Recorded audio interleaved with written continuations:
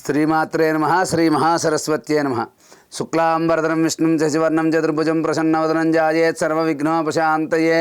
శారదా శారదాంబోజ వదనాంబుజే సర్వదా సర్వదాస్మాకం సన్నిధిం క్రియాతు. శ్రీమాత్రే నమః. శ్రీ మహాసరస్వత్యే నమః. ట్రీ మీడియా ఛానల్ ప్రేక్షకులకి స్వాగతం. నక్షత్ర యోగం కార్యక్రమంలో మనం ఈ రోజున 27 నక్షత్రాల్లో రెండవ నక్షత్రం భరణి నక్షత్రం.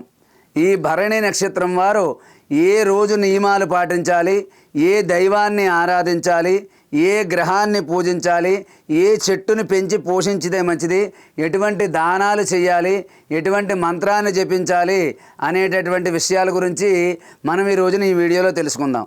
ఈ భరణి నక్షత్రం వారు సోమవారం నియమాలు పాటించడం అనేది చాలా చెప్పదగినటువంటి సూచన. ఈ యొక్క భరణి నక్షత్రం వారు సోమవారం నియమాలు పాటించడం, శుక్రగ్రహాన్ని ఆరాధించడం మంచిది. వీళ్ళు ఆరుద్ర నక్షత్రం రోజున కానీ, మాస శివరాత్రి రోజున కానీ, అదే ఏదైనా సోమవారం నాడు కానీ శివాలయానికి వెళ్ళి 11 సార్లు ప్రదక్షిణ చేసి అక్కడ శివుణ్ణి ఆవు పాలతో అభిషేకించి మారేడు దళాలతో పూజించడం అనేది వీళ్ళకి మంచి ఫలితాన్ని కలుగజేస్తుంది. అదేవిధంగా ఈ యొక్క భరణి నక్షత్రం వారు మాస శివరాత్రి నాడు ఉదయం నుంచి సాయంత్రం వరకు కూడా ఉపవాసం ఉండి, వీలైతే ఉదయం కానీ లేకపోతే సాయంత్రం కానీ శివాలయంలో అభిషేకం జరిపించుకుని, మాస శివరాత్రి నాడు సాయంత్రం ప్రదోషకాల సమయంలో 3 దీపాలు శివుడి యొక్క సన్నిధిలో వెలిగించి అక్కడ శివుడికి అభిషేకం చేసుకుని, ఏదైనా సరే ఒక ప్రసాదాన్ని శనగలు కానీ నిమ్మకాయతో చేసినటువంటి పులిహార కానీ ఆ పరమశివుడికి సమర్పించి అక్కడ భక్తులకి పంచిపెట్టడం అనేది వీళ్ళకి మంచి ఫలితాన్ని కలగజేస్తుంది. అదేవిధంగా ఈ యొక్క భరణి నక్షత్రం వారు శుక్రగ్రహాన్ని ఆరాధించాలి. అంటే వీళ్ళు ఎక్కువగా తెలుపు రంగు వస్త్రాలు ధరించడం వల్ల వీళ్ళకి అంతా కూడా మంచే జరుగుతుంది. శుక్రవారం నాడు నవగ్రహాలు ఉన్న చోటకు వెళ్ళి అక్కడ శుక్రగ్రహం దగ్గర కొద్దిగా బొబ్బర్లు వేసి ఓ తెలుపు రంగు వస్త్రాన్ని అక్కడ వేసి ఓం శుక్రగ్రహాయ నమః అని చెప్పి నమస్కారం చేసుకుంటూ, ఆదిత్యాయ సోమాయ మంగళాయ బుధాయ చ గురు శుక్ర శనిభ్యశ్చ రాహవే కేతవే నమః. ఈ యొక్క శ్లోకం ప్రతి నవగ్రహాలు ఉన్న చోట ఉంటుంది.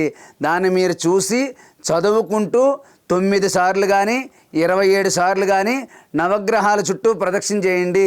శుక్రవారం నాడు బొబ్బర్లు దానం చేయండి. దానం చేయడం కుదరకపోతే మీ దగ్గరలో ఉన్న గోశాలకు వెళ్ళి అక్కడ బొబ్బర్లు గోమాతకి సమర్పించండి. మీకు విశేషమైన ఫలితాలు కలుగుతాయి. అదేవిధంగా భరణి నక్షత్రం వారు ఎక్కడైనా సరే మనం కార్తీక మాసంలో వనభోజనాలు చేస్తూ ఉంటాం ఉసిరి చెట్టు కింద. అటువంటి పెద్ద ఉసిరి చెట్టుని ఏదైనా ఒక దేవాలయంలో పాతండి. రోజు అక్కడ నీళ్లు పొయ్యండి, అయితే వారానికి ఒక్కసారైనా మీరు వెళ్ళి పొయ్యండి.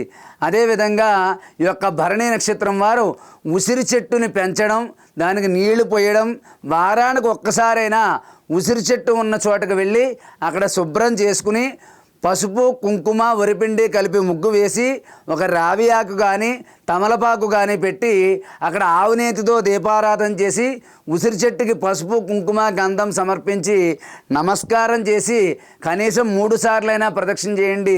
మీకు విశేషమైన ఫలితాలు అనేవి కలుగుతాయి.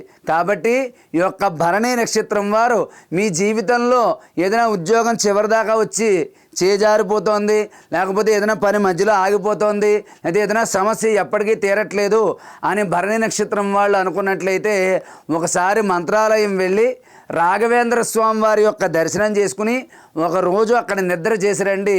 మీకు అవకాశం ఉంటే కుడి చేతి ఉంగరం వేలికి చిన్నది రాఘవేంద్ర స్వామిది వెండి ఉంగరం పెట్టుకోండి. మీకు అంతా కూడా మంచిగా జరుగుతుంది.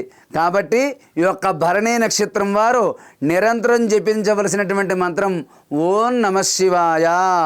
మీరు నిత్యం ఆరాధించవలసిన దైవం పరమశివుడు. మీరు ఎంత శివారాధన చేస్తే మీకు అంత శుభ ఫలితాలు తప్పకుండా కలుగుతాయి. అలాగే మీరు జీవితాంతం కూడా పూజించవలసిన ఆరాధించవలసిన గ్రహం శుక్రుడు. శుక్రుడు అంటే నవగ్రహాల్లో ఒకటనమాట. ఆ యొక్క శుక్రగ్రహం యొక్క అనుగ్రహం కావాలి అంటే మీరు మీ చెల్లెళ్ళని, తోబుట్టవులని, మేనత్తని గౌరవిస్తూ ఉండండి. అప్పుడప్పుడు వాళ్ళని మీ ఇంటికి పిలిచి భోజనాలు అవి పెడుతూ ఉండండి. శుక్రగ్రహం యొక్క అనుగ్రహం మీకు సంపూర్ణంగా ఉంటుంది. కాబట్టి ఈ యొక్క భరణి నక్షత్రం వారు జీవితాంతము కూడా పరమశివుణ్ణి ఆరాధించడం, సోమవారం నియమాలు పాటించడం, శుక్రగ్రహాన్ని ఆరాధించడం, ఉసిరి చెట్టుకి అక్కడ నీళ్లు పోయడం కానీ, అక్కడ వారానికి ఒక్కసారైనా కనీసం ఆవునేతితో దీపారాధన చేయడం అనేది మీ యొక్క భరణి నక్షత్రం వాళ్ళు చెయ్యదగినటువంటి సూచనలు.